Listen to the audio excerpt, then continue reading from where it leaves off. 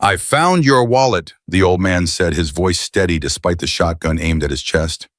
"Every dollar's still there, but I need you to look at the photograph inside because that's the only reason I drove 30 miles into the desert to find you." The room full of bikers went completely silent. Nobody moved. Nobody breathed.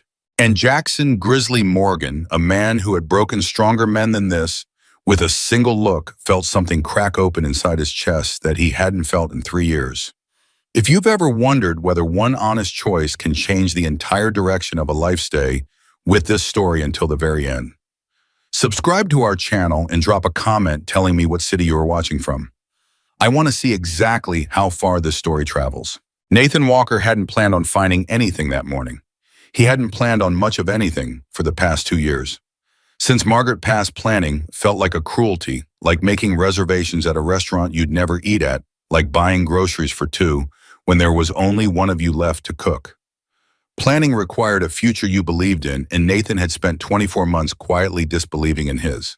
So when he climbed out of his neighbor Dale's borrowed pickup at 6:15 in the morning and started walking the shoulder of Route 89 with his old canvas bag and his bent-up collection hook, it wasn't because he had a plan.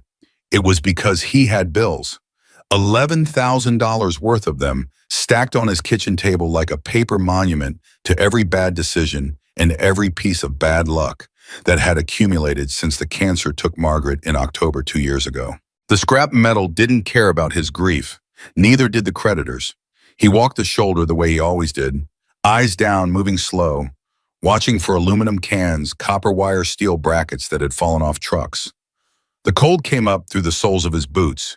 He'd worn through the lining 2 winters ago and kept meaning to replace them, kept putting it off, kept finding other places the money needed to go first. He was maybe 1.5 miles from where Dale had dropped him when he saw it. Brown leather thick, lying half against the gravel and half in the scrub grass at the edge of the shoulder. He almost stepped over it. His brain registered it as a piece of tire tread or a clump of dried mud, the way a tired mind turns everything into garbage when that's all it's been looking for. But something made him stop. He bent down. His knees protested. They always protested. Now a running commentary of complaint that started every morning and didn't stop until he was horizontal again. He picked it up. Heavy, he knew before he opened it. The weight of it, the way it sat in his palm. There was money in there, and there was a lot of it. He stood up straight and looked both ways down the highway. Empty in both directions. Not a car, not a truck, not a soul. Just the flat Arizona morning.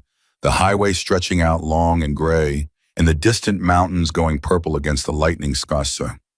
He opened the wallet. The cash was folded in a thick brick behind a leather divider. Hundreds on the outside, he could see that immediately stacked tight and neat the way someone stacks money they handle regularly, someone for whom cash is a practical tool rather than an occasion. He didn't count it right there. He didn't need to. He could feel it. His heart did something complicated. $11,000 in bills on his kitchen table. 10 days until Richard Cole's lawyers came to finalize the eviction proceedings on the property Nathan had shared with Margaret for 19 years. The trailer wasn't much, it had never been much, but it was where she'd hung her curtains and kept her herb garden on the windowsill and left her reading glasses on the arm of the sofa. It was where Nathan still slept on his side of the bed because he couldn't make himself sleep in the middle 2 years later. He stood on the shoulder of Route 89 and held enough money to solve every problem he had. Then he kept looking through the wallet. A gas receipt, a folded piece of paper with a phone number written in thick black marker, a membership card for something in Tucson, an Arizona driver's license, and Nathan looked at the name without really registering it, yet his eyes moving past to the next thing, because there was something else in there, something tucked behind the license in its own careful slot, something that had been placed there deliberately and with care, a photograph. It wasn't new. The edges had gone soft with handling the way photographs go when they've been taken out and looked at so many times that the paper itself begins to remember the touch. A young woman, maybe 19 or 20, laughing at the camera, with her whole face not a posed smile, not the kind of smile people put on for pictures, but the real kind, the helpless kind, the kind that catches you in the middle of something that actually delighted you. Nathan looked at that laugh for a long time. He knew that kind of photograph. He had 3 of them in a shoebox under his bed. Margaret, at 22, the summer before they married, standing in front of a lake somewhere in New Mexico, with her hair blowing sideways and her eyes squinted against the sun, and laughing exactly like that with everything she had, holding nothing back because in that moment, nothing in the world had told her yet to be careful. He stood on the shoulder of that empty highway for a long time.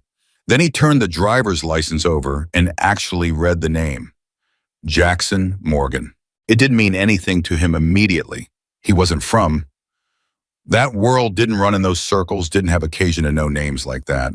But there was a phone number on a piece of paper in the wallet, and when Nathan finally made it back to where Dale was waiting with the truck idling on the shoulder, he showed it to Dale without saying anything about the money, just showed him the license.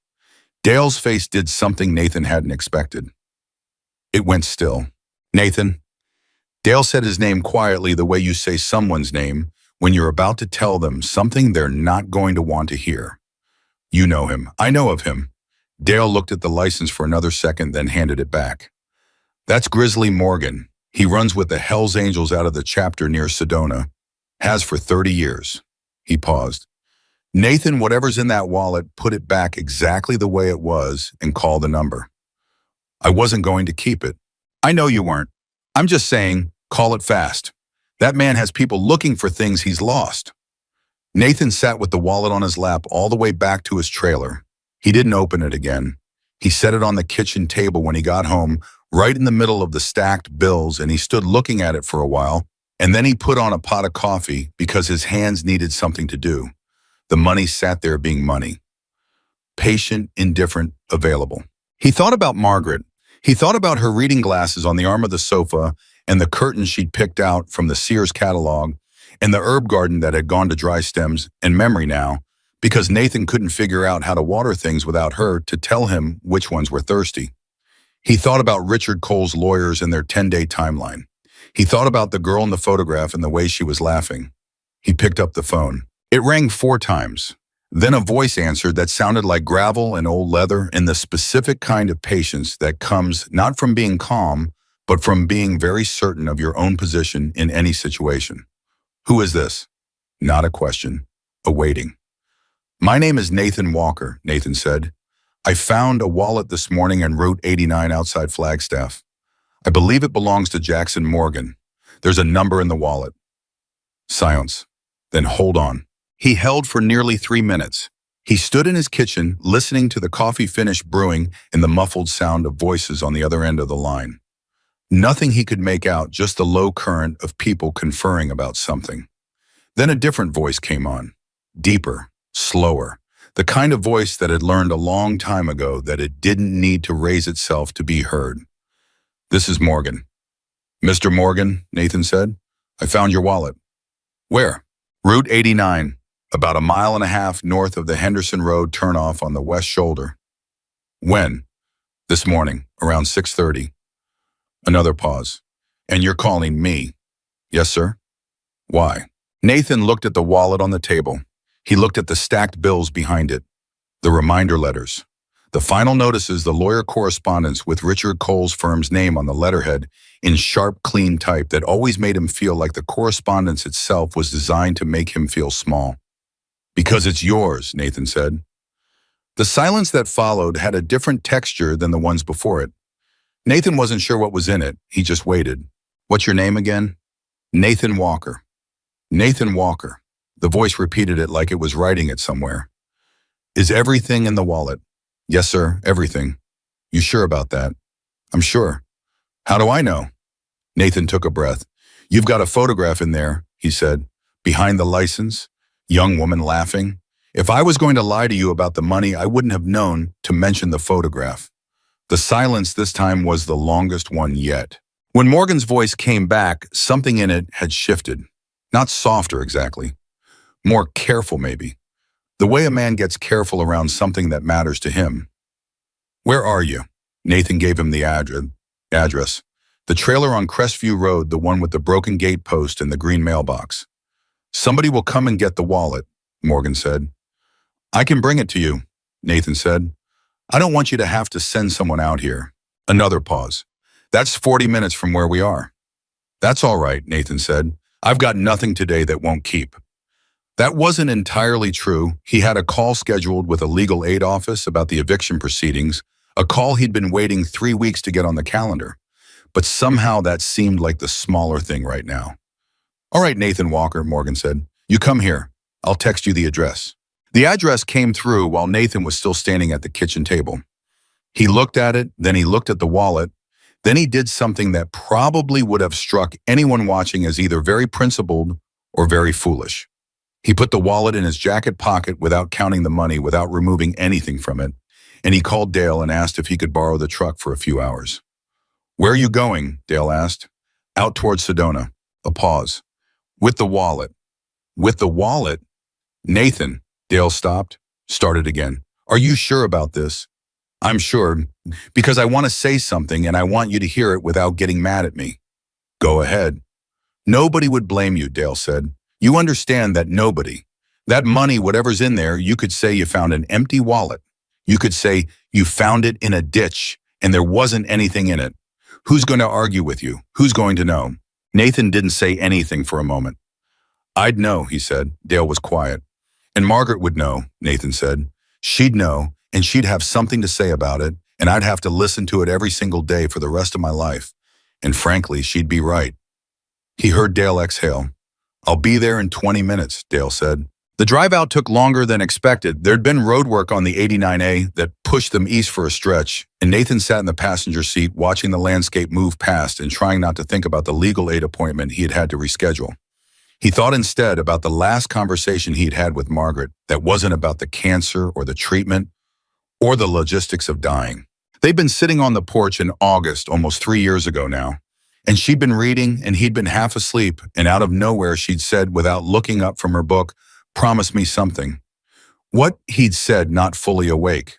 Promise me you won't become someone you're not when I'm gone, because grief does that to people, makes them into someone smaller and meaner and more afraid. She'd still been looking at her book. You're not a small man, Nathan. Don't let losing me make you one. He'd promised her, half asleep on a porch in August with no idea how soon he'd be called to keep it. He thought about that promise a lot. When Dale pulled off the highway onto the dirt road that led toward the address, Morgan had sent Nathan, straightened in his seat. He'd been bracing for it. You heard things about places like this, about motorcycle clubs, about the kind of reception a stranger could expect showing up uninvited. He wasn't naive about what he was walking into. He'd asked Dale not to come in with him, and Dale had argued about it for 10 minutes before finally agreeing to wait with the truck. The property was larger than Nathan expected. He didn't take in the details of it. His eyes were on the people. There were a lot of them, men, mostly big men, some of them working on bikes, some of them just standing, all of them stopping what they were doing when Dale's pickup came through the gate. Nathan got out of the truck, and the air changed the way air changes when a lot of people focus their attention on a single point. He heard someone say something low that he couldn't make out. He heard someone else say his name, Nathan Walker, which meant they'd been told he was coming, which meant Morgan had made calls after their phone conversation. That should have been reassuring. It mostly just made his heart rate do something he tried not to pay attention to. A man came toward him from the direction of the main building. Not running, not hurrying, the deliberate walk of someone who controls the pace of every interaction he enters.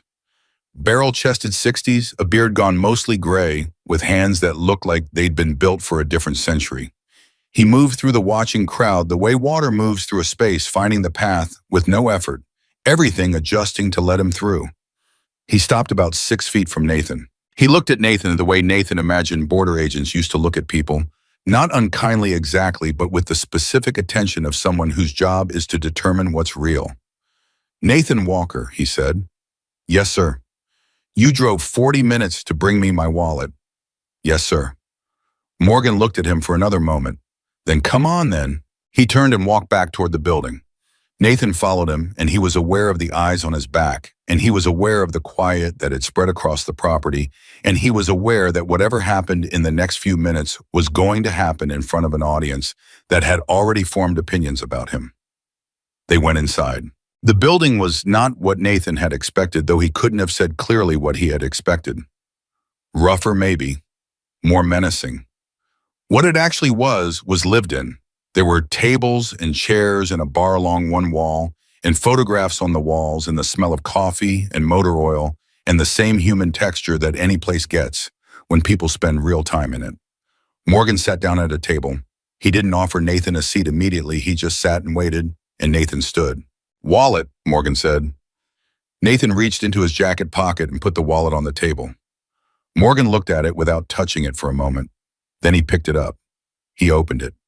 Nathan watched him count the cash, fingers moving through the bills with professional speed, not looking at Nathan, not looking up. Then he checked the cards one at a time, replacing each one. His movements slowed slightly when he got to the license. They slowed further. Then he reached behind the license and his hand stopped. He went very still. He took out the photograph. He held it in both hands, not looking at it yet, and there was something in the way he held it that made Nathan feel like he was watching something private, the way a man holds something before he looks at it, bracing himself. Then he looked at it. Nathan had thought about that moment on the drive out. He'd thought about a lot of things on the drive out. He hadn't thought about this, hadn't anticipated what it would feel like to watch a man like Morgan look at that photograph. The face didn't fall apart. Men like Morgan don't fall apart in front of people, especially not in front of strangers in rooms where other people could see. But something happened in the eyes. Something settled and opened at the same time the way a door does when you push it, and it was never locked to begin with. The room had filled up by now. Not crowded, but Nathan was aware of men positioned at the edges, at the bush in the doorway. Everyone was quiet. Morgan sat looking at the photograph. Then he looked up at Nathan. "Sit down," he said. Nathan sat. "Her name was Claire," Morgan said. He didn't explain who. He didn't need to. "She was 20 when this was taken." That laugh, he stopped, looked at the photograph again. That was just how she was. Couldn't help it. Something was funny, she was going to let you know. A pause. "She died 3 years ago. Car accident, November, wet road outside Prescott. 23 years old." Nathan didn't say he was sorry. He'd received enough sorries since Margaret died to understand that the word, however sincerely offered, lands on grief like a hand on a hot stove. People mean well, but it doesn't help, and sometimes it makes things worse. What Morgan didn't need right now was Nathan's sympathy. What Morgan needed was exactly what was already happening, someone sitting across from him who wasn't leaving. "My wife's name was Margaret," Nathan said. "She died 2 years ago in October. Cancer. We were married 31 years. Morgan looked at him, not the assessing look from outside, something else. Recognition, maybe. The specific recognition of one person finding another person in the same country they'd been exiled to. "How do you carry it?" Morgan asked. The question caught Nathan off guard. In his experience, people didn't ask that. They told you how to carry it. Time heals, stay busy. She's in a better place. She'd want you to be happy. They gave you instructions. They didn't ask. "Badly," Nathan said honestly. "Some days I carry it like it's in a bag I can set down for a few hours. Other days I carry it like it's something that grew inside my chest while I wasn't paying attention." Morgan was quiet for a moment. "Yeah," he said. "Yeah, that's about right." Someone appeared beside the table with 2 mugs of coffee. Nathan hadn't seen who. He wrapped his hands around the mug because his hands were cold, and his hands had been cold all morning. "Why didn't you keep the money?" Morgan asked. Not accusing, just asking. "It wasn't mine," Nathan said. That's the whole answer. Nathan thought about Margaret on the porch and her voice and the promise she'd extracted from him, half asleep in August 3 years ago. "That's about the whole answer," he said. Morgan looked at him for a long moment with something in his face that Nathan couldn't quite read. Then he called out over his shoulder, not loud, "Somebody get me the full count on what's in here." A man Nathan hadn't noticed peeled away from the far wall and came to the table. Morgan passed the wallet without looking away from Nathan. $15,200, the man said after a moment. Morgan nodded once. "That's a lot to hand over," he said to Nathan. "I imagine you already know the number." "I do." Morgan picked up his coffee. "I'm just saying, $15,200. You drove 40 minutes and handed it over. You didn't take $20 for gas. You didn't peel off a couple hundred and tell yourself you earned it. You didn't keep anything." "No, Aaron, why?" Nathan looked at him steadily. "Because of the photograph," he said. "Because whoever that girl was to you, she mattered to you the way Margaret mattered to me. And no amount of money is worth touching something that belongs to that." The room was very quiet. Morgan set down his coffee. And then he did something Nathan had not expected from a man like this. He put his elbows on the table. He leaned forward slightly, And he said in a voice that had nothing left in it of assessment or judgment or the particular armor that men like him wear in public. Tell me about her, Margaret. Nathan opened his mouth, then closed it, because it had been 2 years and nobody had asked him that in a long time. Not, how are you doing? Not, she's in a better place. Not, have you thought about grief counseling? Just tell me about her. He felt something in his chest that he hadn't felt in a long time. Not grief, not grief's cousin, something older and quieter and harder to name. He picked up his coffee. He started to talk. And Jackson Morgan, surrounded by men who would have done anything he asked without a second question, leaned forward in his chair and listened like it was the most important thing he had to do that day. Neither of them noticed how much time was passing. Neither of them were counting. Nathan talked for almost an hour. He hadn't planned to. He'd planned to hand over the wallet, say a few words, and drive back to Flagstaff in time to reschedule the legal aid call. But somewhere between the second cup of coffee and the moment he found himself describing the way Margaret used to argue with the television during the news Fully Committed, like the anchors could hear her, he lost track of his intention to be brief. Morgan didn't interrupt. That was the thing Nathan would remember later when he thought about that afternoon. The man didn't fill silences, didn't redirect, didn't offer the small, sympathetic noises that people make when they're waiting for their turn to talk. He just listened, fully, the way Nathan hadn't been listened to since Margaret herself had been alive to do it. She sounds like she didn't take much from anybody, Morgan said when Nathan paused. Not a thing, Nathan said.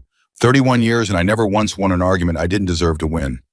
She had a way of just waiting until I was done talking and then saying the one sentence that made everything I'd said sound like static. He shook his head. Drove me crazy. I'd give anything to hear it right now. Morgan turned his coffee mug in a slow circle on the table. Claire was the same way. 19 years old, would walk into a room full of grown men and tell them exactly what she thought about something and not flinch once. Didn't get that from me. He paused. Maybe she did. Around them, the room had shifted. Men who had been positioned at a cautious distance had migrated closer without any apparent decision to do so, the way people drift toward warmth without acknowledging that they're cold. A few had settled into chairs at nearby tables. Nobody was pretending to do anything else. A man with a dark beard and arms like bridge cables leaned over from the next table. She used to come out here and reorganize the kitchen, he said to Nathan, as if this was a conversation he'd been waiting to enter. Every time she visited, Grizzly'd go in the next morning and couldn't find anything. I always found everything, Morgan said flatly. You asked me where the coffee filters were for 6 months. I knew where they were. You asked me twice. I was testing you. Nathan laughed. It surprised him not the fact that something was funny, but the fact that his body responded to it involuntarily without consulting his grief first. He hadn't laughed like that, sudden and unguarded, in a long time. Morgan glanced at him. There was something in his expression that wasn't quite a smile, but was adjacent to one. That's the first time I've talked about Claire in front of people. Morgan said, quieter now. Usually I keep that elsewhere. I understand that, Nathan said. I know you do. Morgan looked at him directly. Most people, they ask how you're doing, they want a one-word answer. They're not asking because they want to know. They're asking because it's the thing you say. He picked up his coffee. You asked me about her name. That's all you said. You asked her name and then you waited. She deserved to be named, Nathan said simply. The room went quiet again. Not the tense quiet from when Nathan had first arrived. This was a different quiet, the kind that settles over a space when something real has been said in it. Then Morgan set down his mug and his expression shifted, not closed exactly, but recalibrated. The way a man looks when he's decided to move from one thing to another. Tell me about your situation, he said. Nathan looked at him. What situation? The one that made $15,000 in found cash look like it could solve everything. Morgan's voice was even. Don't tell me it didn't cross your mind. Any man who says it didn't is lying, and I already know you're not a liar. Nathan was quiet for a moment. He hadn't planned on this. He'd planned on handing over the wallet and going home. He hadn't planned on being seen this clearly by someone he'd known for less than 2 hours. I'm 10 days out from an eviction, he said. Nobody moved. Property I've lived on for 19 years. My wife and I bought it in 2005. It's not much a trailer on a half acre out on Crestview Road, but it's where we lived. where she lived. He paused. A real estate investor named Richard Cole has been buying up properties in that area for the last several years. Elderly owners, mostly people on fixed incomes, people whose paperwork has gotten complicated over the years. He finds the pressure points and he pushes. Nathan's jaw tightened slightly. He found mine. I got behind on property taxes after Margaret died. There were medical bills, and I miscalculated what I owed, and by the time I sorted it out, the penalties had stacked up. Cole's lawyers contacted me about a refinancing arrangement. I signed something I shouldn't have signed. I didn't have a lawyer review it. I thought I understood what I was agreeing to, Bokum. He stopped. I didn't. What did you sign? The question came from the man with the dark beard at the next table. He was leaning forward now, forearms on his knees. A purchase agreement structured as a refinancing deal, Nathan said. The language made it look like I was borrowing against the property value, but what I actually signed was a conditional sale agreement with a balloon payment I can't make. Cole's lawyers have been very clear about what happens when I can't make the payment. He exhaled slowly. They've done this before. Same structure, different names. I've talked to 2 other people in the same situation. He's done this to others, Morgan said. Not a question. At least a dozen that I know of, probably more. Elderly people, widows, veterans, people who are already struggling and don't have the resources to fight. Nathan's voice stayed flat factual, the way a man talks about something he's already spent a long time being angry about and has moved past anger into something quieter and colder. He's been doing it for years. Nothing's ever stuck to him because the contracts are technically legal or close enough to legal that the people he targets can't afford the kind of attorney who could find the difference. Morgan looked at him for a long moment. Then he turned in his chair. Boone, the man with the dark beard, straightened. Yeah, you still got that contact at the legal clinic in Phoenix, the one who handled the zoning dispute for Tommy. She's in Scottsdale now, civil litigation property law. Yeah, I got her number. Get it for me. Boone nodded once and stood. Morgan turned back to Nathan. His expression had the specific focus of a man whose mind has already moved 3 steps ahead of the conversation and is waiting for the conversation to catch up. You have copies of everything you sign, and at home, Econos. You need to get them. Everything, the original agreement, any amendments, any correspondence, any payment records, every piece of paper that has Cole's name on it or his firm's name on it. I can do that, Nathan said carefully. He was watching Morgan the way you watch a river to understand which direction it's actually moving. What are you thinking? I'm thinking a man who drove 40 minutes to return $15,000 he could have kept without anyone knowing is a man who deserves 40 minutes of effort in return. Morgan picked up his coffee, and I'm thinking Richard Cole has been doing this long enough that he's gotten comfortable. Comfortable men make mistakes. Comfortable men leave tracks. Nathan was quiet for a moment. Mr. Morgan, I didn't come here looking for help. I came here to return your wallet. I don't want what you want, Morgan said in a tone that cut clean through the sentence without being unkind, and what's right aren't always the same conversation. You said your wife was named Margaret. Yes. Would she want you to sit in your truck and drive home and let this man take the place where you lived with her for 19 years? Nathan opened his mouth, closed it. Morgan raised an eyebrow very slightly as if to say exactly. Let me make some calls, he said. You don't have to agree to anything. Just let me make some calls. The next 2 hours were unlike any 2 hours of Nathan's recent life. Men he'd never met pulled chairs up to the table and asked direct questions, not about him, but about Cole. The structure of the deal, the timeline, the names of the attorneys on the correspondence. A man named Priest who turned out to have spent 11 years as a paralegal before a career change. Nathan didn't ask about, went through Nathan's descriptions of the contract language and started making notes on a piece of paper with the focused expression of someone reconstructing an argument in real time. Balloon payment structured at 18 months, Priest said. 18 months from the signing date, yes. And the signing date was when? February of last year. So the payment is due in 8 months, Nathan paused. But Cole's lawyers are claiming there was a default provision triggered by a missed interim payment which accelerates the timeline. Was there a missed interim payment? There was a payment that arrived 4 days late because of a bank processing delay. I have documentation of the delay. Priest looked up from his notes. He and Morgan exchanged a glance. 4 days late due to documented bank error, and they're using it to trigger a default clause. Priest sat back. That's aggressive. That's aggressive enough that a decent property attorney is going to have opinions about it. It's not just aggressive, said another man who hadn't introduced himself, standing against the far wall. He'd been quiet the whole time. It's a pattern. I know the name Cole. He did something similar to a man in Cottonwood 2 years ago. Different contract structure, same acceleration play. The room shifted. Something had been accumulating in it for the past hour. Not anger exactly, something more purposeful than anger. The specific energy of people who have identified a problem and are moving from identifying it to addressing it. Morgan had been quiet for a few minutes listening. Now he spoke. How many people do you know of who signed these deals? 2 I've talked to personally, Nathan said. A woman named Dora Salinas on the south side of Flagstaff, she's 72. And a veteran named Earl Hatch, he's out near Williams. There are probably others. Cole's operation isn't loud, that's how it works. Every deal looks like a private arrangement, and the people who get taken tend to feel embarrassed about it, so they don't talk. They talk to you, Morgan said. Maybe.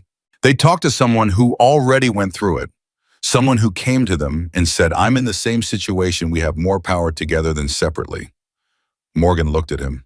Would you be willing to do that? Nathan considered the question with the seriousness it deserved. He thought about Dora Salinas, who'd cried on the phone when Nathan called her 6 months ago, who'd said she didn't understand what had happened, that the men in the suits had been so professional, so calm, that she'd signed because she thought she was being helped. Yes, Nathan said. Then here's what's going to happen. Morgan leaned forward slightly. You're going to bring me every piece of paper you have. Priest is going to go through it tonight. I'm going to call the attorney in Scottsdale tomorrow morning, and you're going to reach out to the others, Salinas, Hatch, anyone else you can find, and you're going to ask them to pull their paperwork too. And then, Nathan asked, and then we see what we actually have. Morgan's voice was even. I've been doing things a long time, Nathan. I know the difference between a man who makes mistakes and a man who builds systems around making other people pay for his mistakes. Richard Cole built a system. Systems leave evidence. Evidence can be used. He said it with the calm certainty of a man who had navigated enough difficult situations to understand that preparation, patience, and the right information were more dangerous than anything else you could bring to a fight. Nathan looked at him. Why are you doing this? Morgan didn't answer immediately. He looked at his coffee. Then he said without looking up, because my daughter would have thought it was the right thing to do. And because you didn't have to come out here today, and you came anyway, and I don't forget things like that. He finally looked up. And because Cole's been doing this to people who don't have anyone standing next to them, he said, that's the piece that bothers me most. Not the fraud, not the contracts, the isolation. He finds people who are already alone and he makes sure they stay that way. His voice was steady, but something in it had an edge, now like metal, that had been heated and cooled and was harder for it. I have a problem with men who do their worst work on people who are standing alone. Nathan didn't say anything. There was nothing to add to that. He drove home that evening with an empty wallet pocket and a piece of paper with 3 phone numbers on it, in the specific feeling of a man who had gone out that morning, expecting nothing and come home with something he couldn't quite name yet, but that felt cautiously and against the odds like something that might matter. That night, for the first time in a long time, he didn't sit at the kitchen table looking at the bills. He sat there with the bills and a legal pad, and he made a list of everything he could remember about the Cole deal. Every date, every name, every conversation, every document he'd signed or received. He wrote for 2 hours. His handwriting, which had been small and careful when Margaret was alive, because she'd always teased him about his cramped penmanship, had gotten bigger and less careful since she'd been gone. There was no one left to tease him about it. He wrote until his hand hurt. Then he put down the pen and sat in the quiet of the kitchen. He thought about the drive out there that morning. He thought about the feeling of that wallet in his hands on the shoulder of Route 89 and the specific weight of it in the moment he looked at the photograph and felt the whole calculation change. He thought about Margaret saying, "Don't let losing me make you smaller." He was beginning to understand that the promise she'd extracted from him wasn't really about money. It had never been about money. It had been about this, about staying the size of the person he'd been when she'd loved him, about making choices even in extremity that she'd recognize. His phone buzzed on the table. Unknown number. He picked it up. Nathan Walker. It wasn't a question. Yes. My name is Dora Salinas. A pause, slightly breathless like she'd been working up to the call. Someone left a message for me today. Said to call this number that a man named Nathan had something important he wanted to talk to me about. Nathan sat up straighter. He hadn't called Dora yet. He'd been planning to in the morning. Ms. Salinas, he said. Yes, thank you for calling. The message said it was about the coal agreement. Her voice went quieter. It said there might be others. There are others, Nathan said. And I think there might be something we can do. She was quiet for a moment. When she spoke again, her voice had changed, not hope exactly, but the first movement toward hope, the way a door sounds when someone touches the handle from the other side. Tell me, she said. Nathan picked up his legal pad. He started talking. 45 minutes later, when he finally set down the phone, the kitchen was dark except for the light over the table. He sat in that circle of light and looked at the notes he'd taken and the names he'd written down. Dora Earl, 3 others Dora knew of, 2 more that Dora had heard about secondhand. 7 people, maybe more. 7 people who had signed documents they didn't fully understand, who had been left isolated and ashamed and afraid, who had never had a reason to think they could push back. Nathan looked at the list. Then he looked at the corner of the table where the wallet had sat for 3 days, watching him, waiting for him to make a decision. He thought about what Grizzly Morgan had said. He finds people who are already alone and makes sure they stay that way. Nathan folded the legal pad closed. Cole had spent years counting on people staying alone. That had just changed. Priest called at 7:45 the next morning. Nathan was already up. He'd been up since 5, the way he always was, the way he'd been since Margaret died and the bed became a place he endured rather than rested in. He was on his 2nd cup of coffee when the phone rang, and he knew from the way Priest's voice came through, clipped, direct, no greeting, that something had been found. I went through everything you described last night, Priest said. The contract structure, the acceleration clause, the interim payment default trigger. I also pulled some public records on Cole's other acquisitions in Coconino County. Nathan, this man has filed 41 property transfer documents in the last 4 years. Nathan set down his coffee. 41? That's just Coconino County. I haven't looked at Yavapai yet. How many of those look like the structure he used on me? I found 17 so far that have similar filing signatures. Same law firm on the transfer documents. Same notary on 6 of them. Priest paused. Same title company on 14. When you see the same notary and the same title company appearing repeatedly across that many transactions, that's not coincidence. That's infrastructure. Nathan stood up from the table. His legs moved him to the window and back without him making a conscious decision to move. What does that mean legally? It means the attorney in Scottsdale is going to have very specific things to say about it, Priest said. Morgan's calling her at 9. But Nathan, what you need to understand is that what Cole has built isn't just aggressive contract law. If the pattern holds the way I think it does, what he's built is a coordinated scheme. And coordinated schemes have a different legal weight than individual bad deals. Nathan heard what was underneath that. He understood it clearly. You're saying this could be more than a civil matter. I'm saying the attorney will tell you what it is, Priest said carefully. But yeah, that's what I am saying. After he hung up, Nathan stood into the kitchen for a long moment. He thought about Dora Salinas and her voice on the phone the night before, the specific quality of it, the way someone sounds when they have been carrying something alone for so long that the act of putting it down even temporarily, even just into words, makes them breathless with relief. She'd given him 3 more names. Earl Hatch had given him 2. By the time Nathan had finished calling people the night before, he had 11 names on his legal pad. 11 people, all of them elderly, all of them in some version of the same trap. He thought about Richard Cole sitting in whatever office Richard Cole sat in with his law firm and his title company and his notary, and the calm certainty of a man who had done this 41 times in one county alone and had never once had anyone push back hard enough to matter. Nathan picked up his phone and called Morgan. Morgan answered on the 2nd ring. Priest called you, Morgan said. It wasn't a question. He did. Good. Scottsdale attorney is at 9. Her name is Valerie Chen. She's going to want to talk to you directly after I brief her. Can you be available? I can be available, Nathan said. And the others, how many do you have? 11 confirmed, possibly more.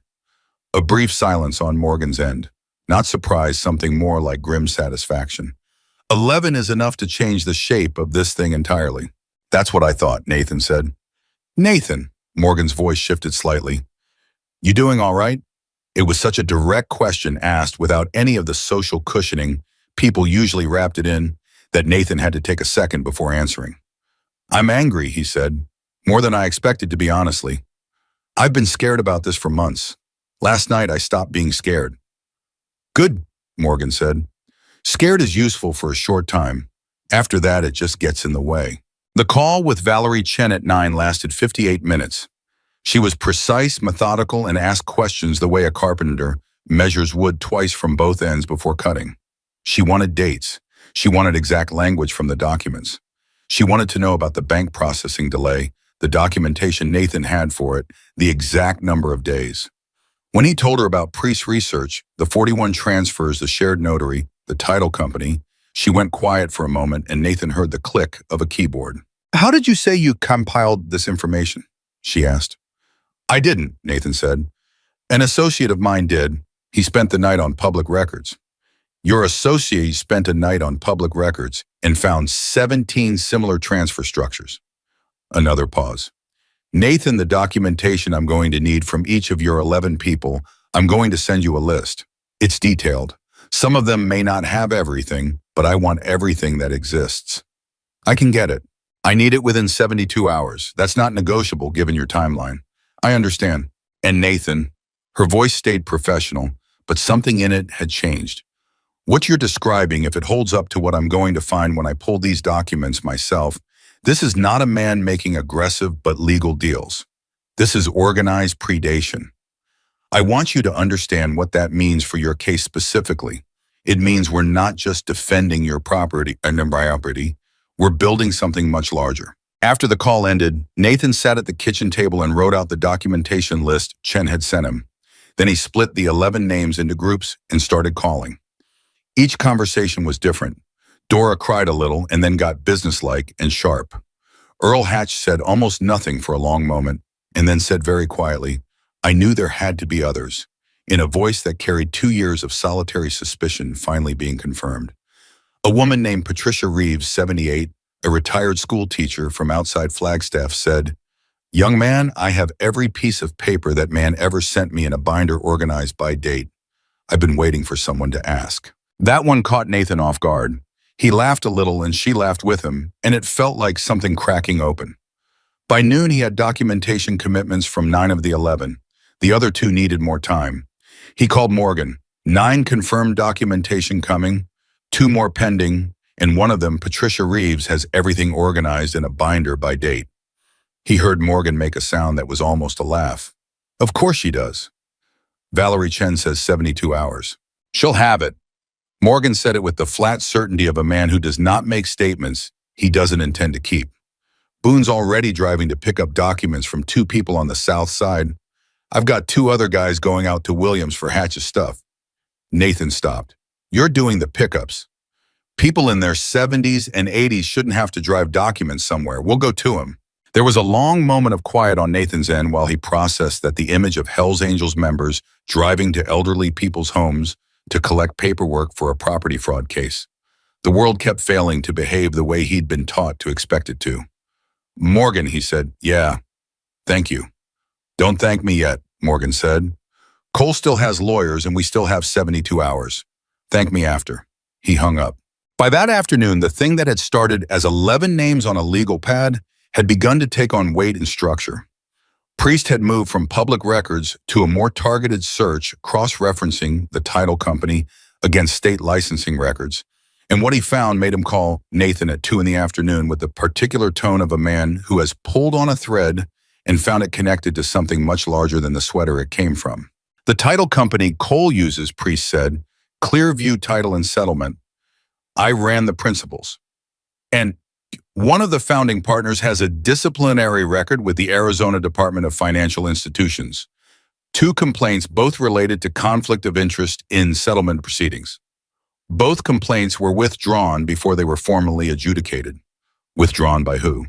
The complainants, both elderly, both withdrew their complaints within 6 weeks of filing.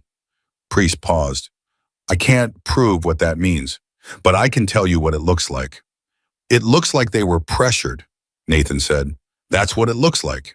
The weight of it was building now the way a storm builds not all at once, but in accumulating pressure, each new piece of information adding to something that was becoming harder and harder to dismiss as coincidence. Nathan sat at his table and thought about Richard Cole, who had built this system so carefully, who had chosen his targets so specifically, who had counted on their isolation and their shame and their fear to keep everything separate and manageable. He hadn't counted on a wallet lying on the shoulder of Route 89. He hadn't counted on a photograph. He hadn't counted on Nathan Walker. Nathan's phone rang again at 4:30, a number he didn't recognize. He answered anyway. Is this Nathan Walker? The voice was male professional with the specific cadence of someone who had been briefed before making the call. Who is this? My name is Thomas Garrett. I'm a reporter with the Arizona Republic. A brief pause. I've been given your name by a source who believes you have information relevant to a pattern of predatory real estate transactions in Coconino and Yavapai counties. I'd like to talk to you. Nathan went very still. Who gave you my name? I'm not in a position to say. Nathan thought for exactly 3 seconds. Then he thought about Valerie Chen and her 72-hour timeline and the documentation still being gathered. Mr. Garrett, he said, I appreciate you calling. I'm not ready to speak with media yet. When I am, you'll be my first call. Can you tell me if you're aware of other individuals in similar situations? I can tell you to give me 4 days, Nathan said. Can you give me 4 days? A pause. I can give you 4 days. Thank you. After he hung up, he called Morgan immediately. A reporter from the Arizona Republic just called me, Nathan said when Morgan picked up. A beat. I may have had a conversation with a person who knows a person, Morgan said. You called the press. I made sure the press knew where to look, Morgan said. There's a difference, and Nathan Cole's strength is that everything happens quietly. Individual transactions, individual people, nobody connecting the dots publicly. The moment this becomes a story that a reporter is actively working, that changes the math considerably. Cole's lawyers are going to know about it by tomorrow morning. Valerie Chen needs 4 more days before I talk to anyone publicly. She'll have them. Garrett will hold. You know him? I know people who know people, Morgan said. It's a thing I've developed over the years. Despite everything, Nathan felt something he hadn't expected to feel, the specific sensation of not being alone in something for the first time in 2 years. Not just not alone in the abstract, the way people meant it when they said you have friends who care. Actively, practically, tactically, not alone. People moving on his behalf. People making calls, driving to houses, pulling records, holding reporters. A whole invisible apparatus of effort that had materialized out of an honest act on the shoulder of a highway. The next 72 hours moved the way crises move, both too fast and somehow too slow. Documents arrived in batches. Valerie Chen's office became a clearinghouse of paper, each new stack adding to an evidentiary picture that was growing clearer and more damning by the hour. She called Nathan twice daily with updates that were precise and brief, never speculative, always rooted in what was confirmed. On the second day, she called at 6 in the evening. I've reviewed 14 of the 17 transfer documents Priest identified, she said. Nathan, I need to tell you something. Tell me. Of the 1411 have the same acceleration clause that was used against you. Exact same language, not similar, identical. Copy-pasted from a template. She paused. That's not unusual by itself. Template language is common in real estate transactions. What is unusual is that in 7 of those 11 documents, the acceleration clause was inserted as a handwritten addition to an otherwise printed contract. Nathan felt something cold move through him, meaning the buyers didn't see it in the original, meaning there's a reasonable argument that it was added after the initial review, she said, which is not a contract law issue, that's a forgery issue. The word landed in Nathan's kitchen like a stone dropped in still water. Are you certain, he asked?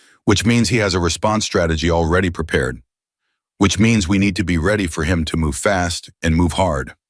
Her voice stayed steady but sharpened.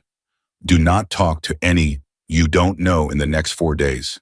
Do not sign anything. Do not let anyone into your home who isn't someone you personally called. You understand? I understand. I mean it, Nathan. Cole's first move when someone pushes back is usually to make them a better offer, structured in a way that isolates them from the group and kills the broader case. He's going to try to settle with you privately. If anyone approaches you about settlement before the hearing, you call me immediately. Nathan was quiet for a moment. He's going to try to buy me off. He's going to try to make you feel like you won, she said. There's a difference.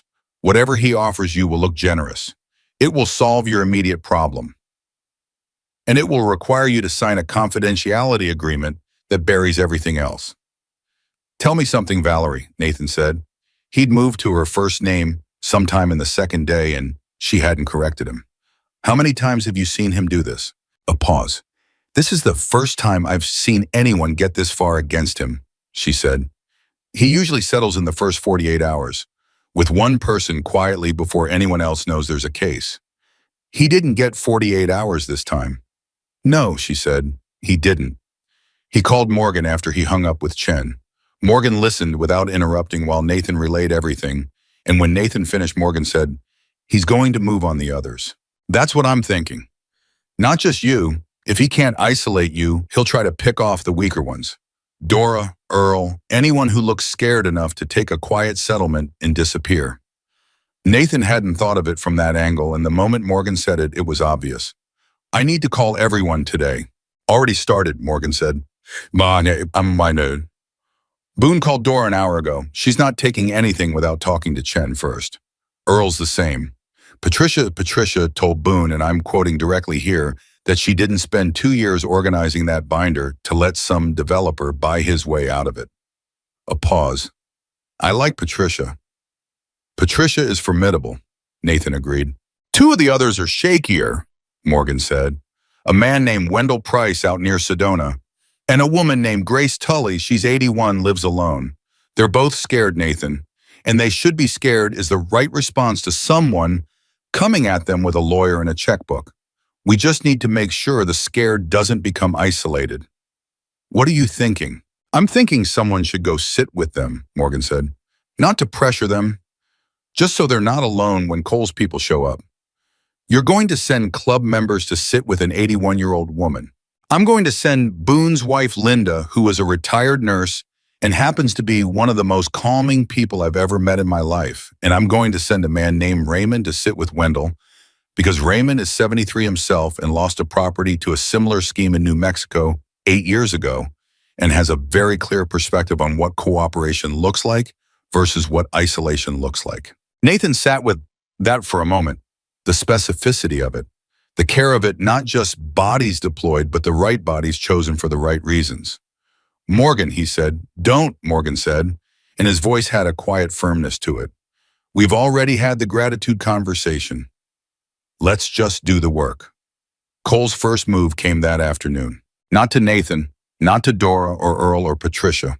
Cole's attorney sent a letter to Valerie Chen proposing what they termed a comprehensive resolution framework and offered to restructure all identified contracts, forgive the acceleration clause defaults, extend payment timelines by 36 months, and provide a settlement payment to each named party of $15,000.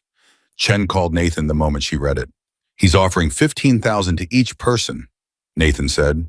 He's offering just enough that it sounds like more than the problem, Chen said.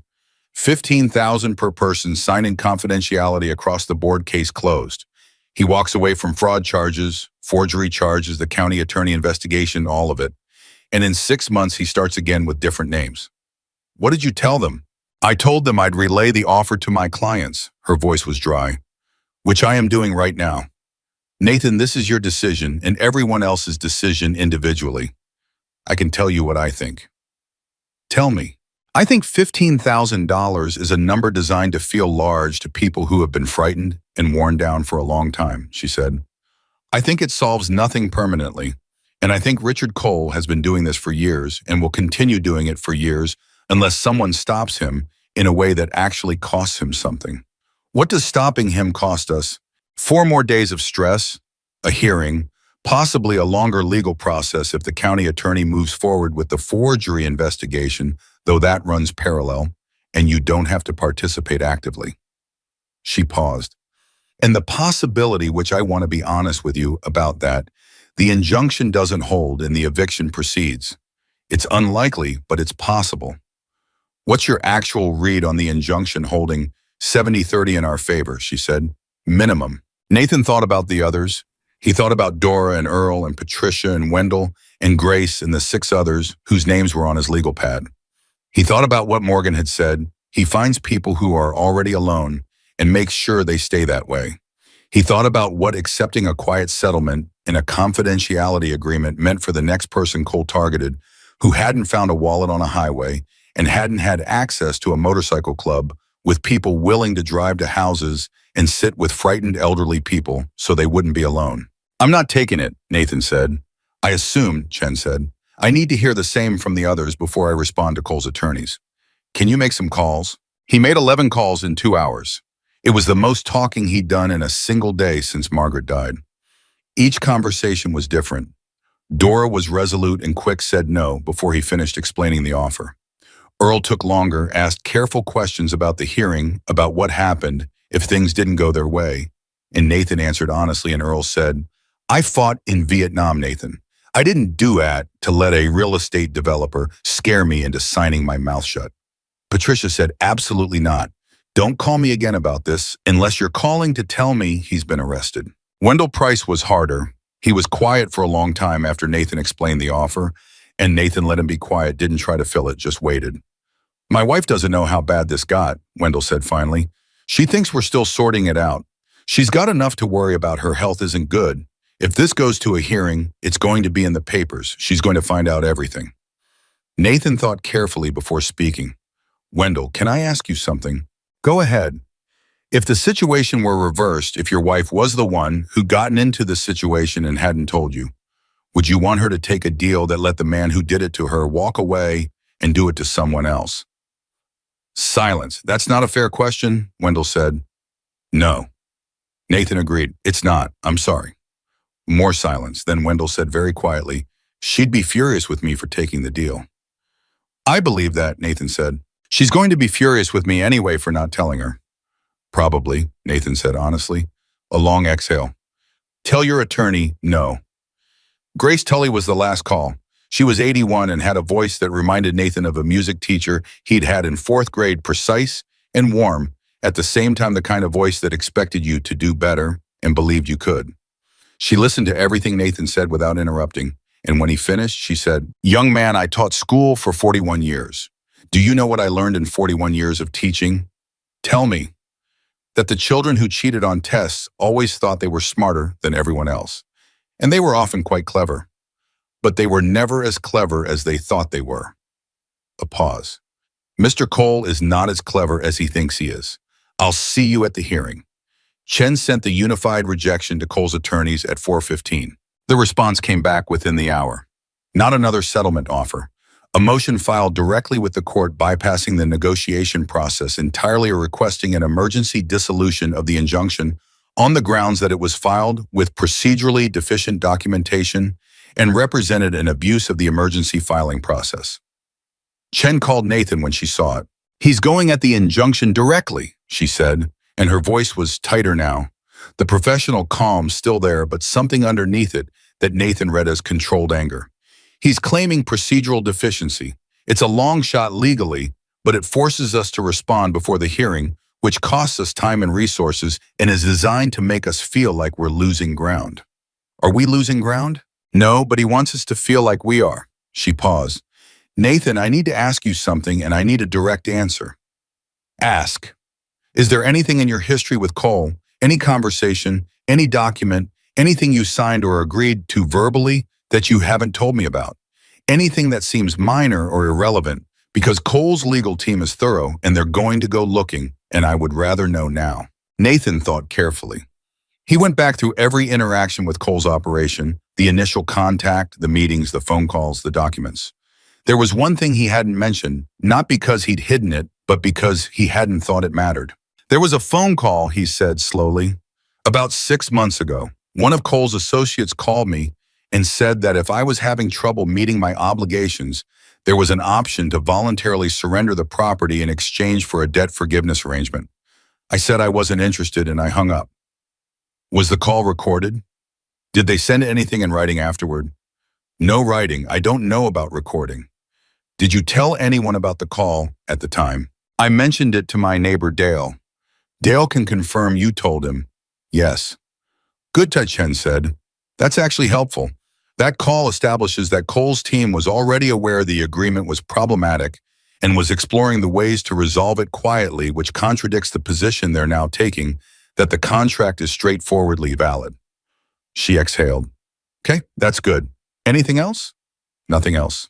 All right. Her voice reset to its baseline precision. I'm going to respond to the motion tonight. Don't worry about this, Nathan. This is the part where I do what I'm paid to do. After he hung up, Nathan sat for a while without doing anything. The case had taken on a life of its own now, a momentum that was both reassuring and slightly frightening, not because he doubted the direction it was moving, but because he was aware in a way he hadn't been at the beginning of how many people were now inside it with him. Dora and Earl and Patricia and Wendell and Grace and the others, Chen and Priest, Boone and Linda and Raymond, Morgan. None of them had asked to be here. They were here because of a wallet and a photograph and a choice made at 6:30 in the morning on an empty highway. His phone rang. He didn't recognize the number, and he almost let it go to voicemail. Chen had warned him about unknown calls. But something made him answer. Nathan Walker. The voice was male, middle-aged, carrying the specific, controlled neutrality of a man who had practiced this call. Who is this? My name is David Okafor. I'm an investigator with the Arizona Attorney General's Office Financial Crimes Division. A brief pause. I've been briefed by the Coconino County Attorney's Office regarding ongoing matters involving Clearview title and settlement and associated transactions. I'd like to meet with you at your earliest convenience. Nathan was very still. Not the county attorney, the state attorney general's office. Mr. Okafor, he said carefully, can I ask how long your office has been aware of this matter? I'm not in a position to discuss the full scope of an ongoing investigation, Okafor said. What I can tell you is that information provided by the county attorney in the last 48 hours has been consistent with materials our office has been compiling independently. He paused. Mr. Walker, we've been watching Richard Cole for 14 months. The kitchen was very quiet. 14 months, Nathan said. Yes, sir. And you haven't been able to do anything in 14 months. We've been building a case, Okafor said, and his voice carried no defensiveness, just the patience of a man explaining something that had its own logic. Building a case against someone like Cole requires documented victims willing to come forward, people willing to put their names on record. The difficulty has always been that Cole's targets are isolated, Nathan said. He makes sure they stay isolated so they never find out about each other. Yes, sir. That's exactly right. Nathan thought about 11 people on a legal pad. He thought about Patricia Reeves and her binder organized by date. He thought about 2 years of a state investigator watching and waiting for the thing that Cole's system was specifically designed to prevent. How many do you need? Nathan asked. Documented victims. How many names with paperwork? Okafor was quiet for a moment. If what you've compiled is as comprehensive as the county attorney indicated, the number you have may be sufficient to move this from a civil investigation to a criminal proceeding. Nathan picked up his legal pad, looked at the 11 names. When can you meet? He asked. Tomorrow morning. Flagstaff field office, or I can come to you. Come to me, Nathan said. I'll make coffee. After he hung up, he sat for a long moment with the legal pad in his hands. Then he called Morgan. Morgan answered on the first ring this time. Nathan told him about Okafor, about the Attorney General's office, about 14 months of building a case that had been stalled for lack of willing, documented, connected victims. Morgan was quiet for a long time after Nathan finished. 14 months, he said finally. 14 months. And it took a wallet falling out of a man's pocket on Route 89. Apparently so. Morgan made a sound that wasn't quite a laugh, but lived in the same neighborhood. Nathan, you understand what this means. It means Cole isn't just facing a civil hearing in 4 days, Nathan said. It means whatever happens at that hearing is now the smaller part of his problem. That's what it means. Morgan paused. How are you feeling? Nathan thought about the question the way Morgan always asked it, directly, genuinely, not as a social formula. I'm feeling like Margaret would have had something very specific to say about all of this, he said. And I'm feeling like, for the first time in a long time, I would have known exactly what she meant. Morgan let that sit for a moment. Then, get some sleep tonight, Nathan. Tomorrow's going to be a long day. Morgan, Nathan paused. Whatever happens with the hearing with Okafor, with all of it, I want you to know that none of this happens without you. None of it happens without you making a choice on a highway, Morgan said quietly. I just showed up after. We both know that's not true. A brief silence. Good night, Nathan, Morgan said. Good night. Nathan set the phone down. He looked at the kitchen, the curtains, the windowsill, the table where the bills had sat like a paper monument to everything he stood to lose. The bills were still there. The deadline was still 4 days out. Nothing was resolved yet, and everything could still fall apart, and Richard Cole was not finished fighting. But the room felt different than it had 10 days ago. It felt like a place worth fighting for. And Nathan Walker, for the first time since October 2 years ago, sat at his kitchen table and felt something that was not grief and not fear, and not the hollow performance of being all right. He felt ready.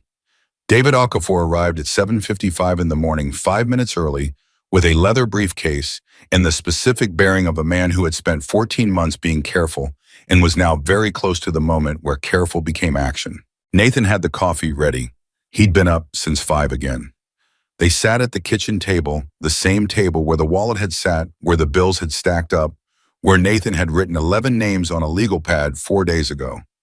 Okafor set a folder on the table and opened it, and Nathan saw his own name on the top document, alongside Cole's, and the weight of what was actually happening settled over the kitchen like a change in air pressure. I want to be direct with you about where we are, Okafor said. He had a methodical quality that Nathan respected, no preamble, no performance. The materials your attorney submitted to the county, combined with what we've been building independently, give us enough to request a grand jury review. That's a significant step. It means this is no longer a question of whether we investigate. It's a question of what charges result from the investigation. What charges are you looking at? Nathan asked. Wire fraud, forgery of legal instruments, elder financial abuse, which under Arizona statute carries enhanced penalties, potentially racketeering depending on how the title company principals connect back to Cole directly. Okafor looked up from the folder. Nathan, the man, has been running this operation across 3 counties for at least 6 years. We have reason to believe the total number of victims is closer to 60 than to the 17 your attorney identified in Coconino alone. Nathan set down his coffee. 60. Minimum. Okafor's voice was even, but something in his eyes was not. Every one of those 60 people believed they were alone. That's how the scheme functioned, total isolation of each victim. No one knew about anyone else. No one had reason to think there was a pattern. He paused. Until 11 people in one county found each other inside of 72 hours. Nathan thought about that, the invisible architecture of Cole's operation. 60 people scattered across 3 counties, each one sitting alone at a kitchen table with a stack of bills, and no idea that 59 other people were sitting at their own tables with the same stack, the same fear, the same shame. Cole had built his system on the precise calculation that people who are ashamed don't talk. People who are frightened don't reach out. People who are alone stay alone. What do you need from me today? Nathan asked. A formal recorded statement covering your full interaction with Cole's operation from first contact to present, and written authorization to share your documentation with the grand jury proceeding. Okafor looked at him steadily. I also want to know if you are willing to testify if it comes to that. Yes, Nathan said without hesitation. Okafor nodded once. The hearing on your injunction is in 3 days. I want to be transparent with you. Our investigation runs parallel to your civil case. One doesn't guarantee the other. Judge Whitmore makes his own determination on the injunction independent of anything the AG's office does. I understand that, but I also want you to understand that when Cole's attorneys walk into that courtroom in 3 days and argue that these contracts are legitimate instruments entered into in good faith, They will be doing so knowing that the Attorney General's office has opened a formal criminal investigation. Okafor allowed himself the smallest shift in expression. Attorneys tend to argue differently when they know that. The recorded statement took 2.5 hours. Okafor was thorough in the way that a surgeon is thorough, not slow but precise, doubling back over details that seemed minor until Okafor's questions revealed why they weren't. The phone call from Cole's associate 6 months ago, the exact sequence of the signing, the specific representations Cole's representatives had made verbally that did not appear in the written contract. When it was done, Okafor closed his recorder and sat for a moment. "One more thing," he said, "off the record." Nathan looked at him. "I've been doing financial crimes for 11 years, Okafor said. "I've worked elder fraud cases that took 3 years to build and fell apart because the victims, by the time we got to trial, had passed away or couldn't remember details or had been worn down by the process until they just wanted it to be over." He paused. "What you did in the last 4 days, finding these people, keeping them together, getting them through Cole's settlement offer without anyone breaking off, that's not something I see often. That's not something I see almost ever." Nathan was quiet for a moment. "I had help." "I know about your help," Okafor said, and his expression carried something that was almost amused. The Coconino County attorney mentioned that several of the victim outreach visits were conducted by members of a motorcycle club. "They were very organized about it," Nathan said. "Apparently." Okafor picked up his briefcase. "I'll be in touch before the hearing. And Nathan," he stopped at the kitchen doorway, "make sure you're at that courthouse. Whatever happens with the criminal case, what happens in that courtroom in 3 days, matters to these people. They need to see you there." After Okafor left, Nathan called Morgan. He relayed everything: the grand jury review, the 60 victims, the wire fraud and racketeering angles. Morgan listened without interrupting, the way he always listened, and when Nathan finished, there was a silence that felt like Morgan absorbing the full weight of the number 60. 60 people, Morgan said. "At minimum." Another silence. "Nathan, you found a wallet." "I know. You found a wallet and returned it, and now the Arizona Attorney General's office is moving toward a grand jury on a 6-year fraud operation that's touched 60 people. Morgan's voice was not loud, but it had an intensity to it, the quality of a man looking at something and seeing its full dimensions clearly. "That's what one honest choice looks like from the outside." "I had a lot of help from the inside," Nathan said. "We showed up because you gave us a reason to," Morgan said. "That's different." The next 3 days had a momentum to them that Nathan had never experienced before. Not frantic, but relentless, each hour moving into the next with the steady pressure of something that had passed the point of being stopped. Chen filed her response to Cole's procedural motion, and it was denied within 24 hours, which Chen called Nathan to relay in a voice that had shed its professional restraint just enough to carry genuine satisfaction. Police found 2 more victims in Yavapai County who connected through Earl Hatch and added their documentation to Chen's file before the hearing. Thomas Garrett at the Arizona Republic called Nathan on the second day, and this time Nathan talked to him for 40 minutes carefully with Chen's guidance on what could be said and what needed to wait for after the hearing, but enough that Garrett had a story ready to publish the moment the courtroom proceedings were public record. And on the morning of the hearing, Nathan's phone rang at 6 a.m. "Morgan, how are you feeling?" Morgan asked. "Like I've felt before every hard thing I've ever done," Nathan said. "Like I want it to be over, and like I understand it can't be over until it's been done." "That's the right feeling," Morgan said. "Nathan, don't go to that courthouse alone. I've got Dale, and Chen will be there." "I know," Morgan said. "I meant don't go alone." Nathan arrived at the Coconino County Courthouse at 8:15. Dale drove him. They parked 2 blocks away and walked, and Nathan was not expecting what he found when he turned the corner. They were already there. Not a crowd exactly, but people. Dora Salinas standing near the steps with her daughter, who had flown in from Denver 2 days ago when Dora finally told her everything. Earl Hatch in a pressed shirt Nathan had never seen him in, standing with Raymond, the 63-year-old man Morgan had sent to sit with him 4 days ago, and who had apparently not left. Patricia Reeves, 81 years old and dressed like she was going to church, holding her binder under one arm with the expression of a woman who had been waiting a long time for this specific morning. Wendell Price with his wife, who was smaller than Nathan had imagined, and who had the look of a woman who had been told the full story recently and had processed it into a focused, quiet fury. Grace Tully in a blue coat talking to a woman Nathan didn't know. Another victim he understood. Someone he hadn't reached, but who had found her way here anyway, through the network that had built itself in the spaces between phone calls. Boone was there, and Priest, and Raymond, and 4 other men Nathan recognized from the club's property that first day. And then Nathan heard the motorcycles.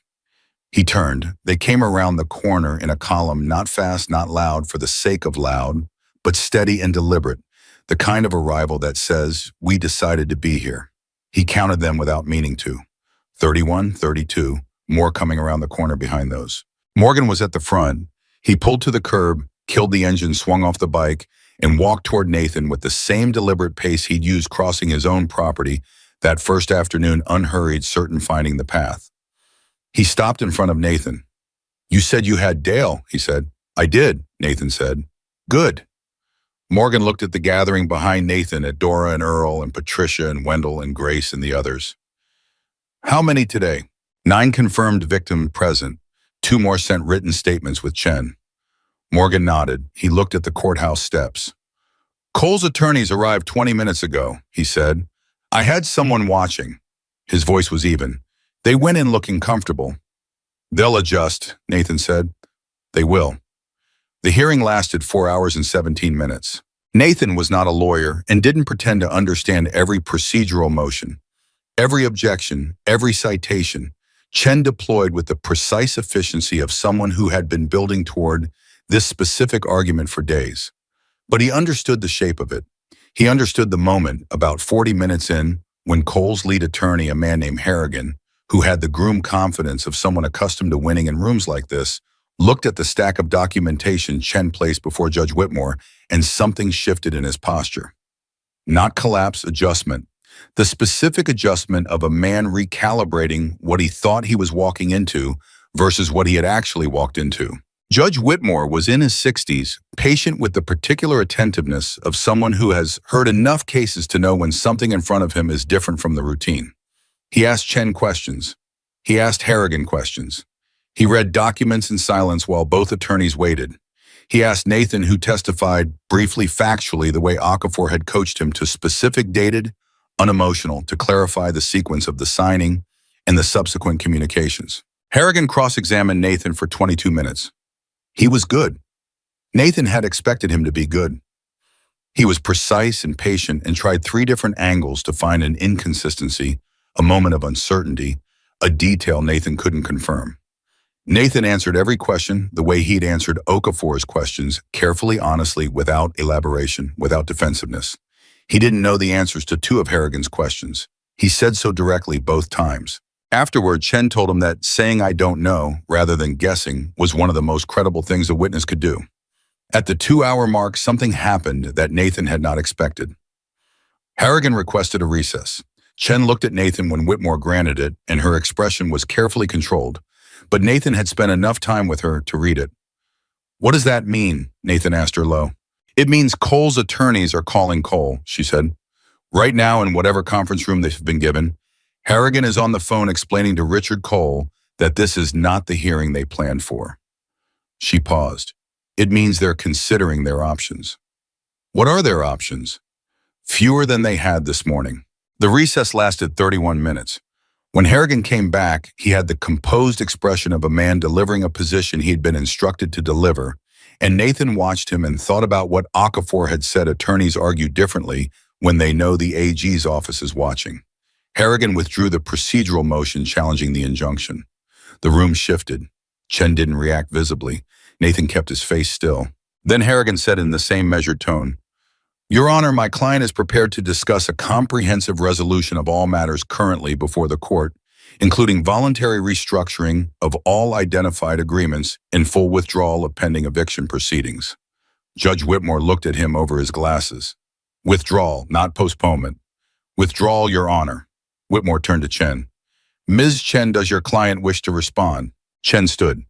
"Your Honor, my client is gratified by this development and will note for the record that withdrawal of the eviction proceedings has been the appropriate resolution from the beginning." She paused. "However, my client's position is that voluntary withdrawal of the eviction and restructuring of the agreements, while necessary, does not constitute a comprehensive resolution of the matters at issue. My client reserves all rights with respect to ongoing proceedings." Whitmore nodded. "So noted." He looked at Harrigan. "Counsel withdrawal of the eviction proceeding against Mr. Walker is accepted. The injunction is sustained." He looked out at the room. "We'll take a brief recess before addressing the broader matters." Nathan heard Doris Salinas make a sound from the row behind him. Not a word, just a sound the kind of person makes when something they've been holding their breath against finally stops pressing down on them. He felt Dale's hand grip his shoulder briefly and release. He kept his face still. He thought about the kitchen table and the bills and the curtains Margaret had hung and the dried herb stems on the windowsill. He thought about 10 days ago when losing all of it had felt not just likely, but inevitable, when the weight of it had been so constant and so heavy that he'd stopped being able to imagine the morning it might lift. He didn't cry in the courtroom. He came close. Outside afterward, it was Dora who reached him first. She crossed the courthouse steps at a speed that surprised him for a woman of 72 and took both his hands in both of hers and didn't say anything at all or a long moment, just held his hands and looked at him with an expression that said everything the words would have been too small to carry. Earl shook his hand. Patricia hugged him, which surprised him, and then didn't surprise him at all, because Patricia was exactly the kind of person who hugged you when you'd done something right. Wendell stood with his wife and nodded at Nathan, and his wife said, "Thank you," in a voice so direct and so certain that Nathan had to look away for a second. Morgan appeared beside him. At some point, Nathan hadn't seen him cross the steps. He was just suddenly there, the way a presence like Morgan's tends to arrive. "How do you feel?" Morgan asked. "Like it's not over," Nathan said. "The criminal case, Okafor, the other counties, the 60 people we haven't reached yet." "No," Morgan agreed. "It's not over." He stood beside Nathan, looking at the gathering on the steps, all of these people who 3 weeks ago had never spoken to each other. "But it started. That's different from not being over." Nathan looked at him. "How do you carry it?" He used Morgan's own question from that first afternoon, the one that had surprised him then. Morgan was quiet for a moment. "Same way you do," he said finally.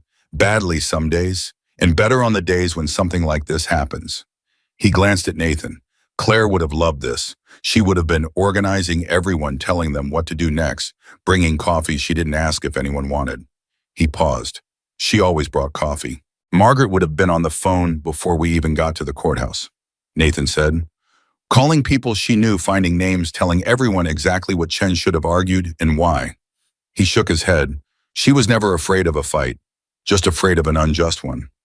"Good woman," Morgan said. "The best," Nathan said simply. 3 weeks later, the Arizona Republic ran Thomas Garrett's story on a Tuesday morning. It was not a small story. It ran above the fold on the front page of the digital edition and was picked up by 4 other outlets by noon. Cole's full operation, 6 years, 3 counties, 61 documented victims, the forged acceleration clauses, the Clearview title connection, the 2 withdrawn complaints against the title company principal, laid out with the specific clarity that happens when a reporter has been sitting on a thoroughly documented story for 4 days and releases all of it at once. Clearview Title and Settlement used suspended operations the same afternoon. Cole's attorney issued a statement saying his client denied all allegations. The statement was 3 sentences long and carried the specific brevity of language written by lawyers who understood they were managing a record, not persuading anyone. Okafor called Nathan that evening. "The grand jury was formally convened this morning," he said. "I wanted you to know before you read it somewhere else." "Thank you," Nathan said. "Nathan," Okafor paused, "I've been doing this 11 years. I've wanted to say this to someone in an elder fraud case for most of those 11 years. A brief silence. "You did something that almost never happens. You connected people who were designed to stay disconnected. And you did it without a badge, without a subpoena, without anything except your own credibility and whatever it was that made people trust you when you called." He paused again. "I wanted to say that out loud to you." Nathan didn't say anything for a moment. He was at the kitchen table. The bills were gone from the surface, replaced by the legal pad and Chen's correspondence and Garrett's business card and a coffee mug and the general comfortable disorder of a man who has been living his life at that table rather than being crushed by it. "There was a wallet," Nathan said, "and a photograph."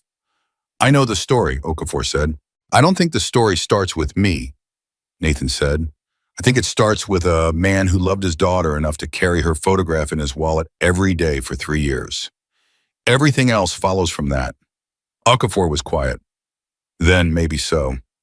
The motorcycles came on a Saturday morning, 3 weeks after the hearing, 4 days after Garrett's story ran. Nathan heard them before he saw them. The deep collective sound of engines that carries a long way in the Arizona morning, getting closer, getting louder.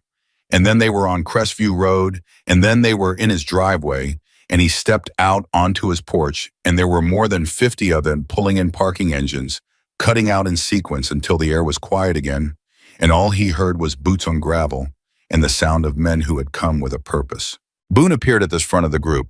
"We brought tools," he said, "and Raymond brought his truck with the lumber because your fence needs more than a patch." He looked at Nathan. "You're not going to argue about this." "I wasn't planning to," Nathan said. They worked all day. Nathan's truck, which had been making a sound for 8 months that he'd been too stretched financially to address, was in pieces by 10 a.m. and running clean by 2 in the afternoon. 3 men who didn't introduce themselves worked on the roof for 4 hours with a precision that told Nathan they had done this before many times for people who needed it.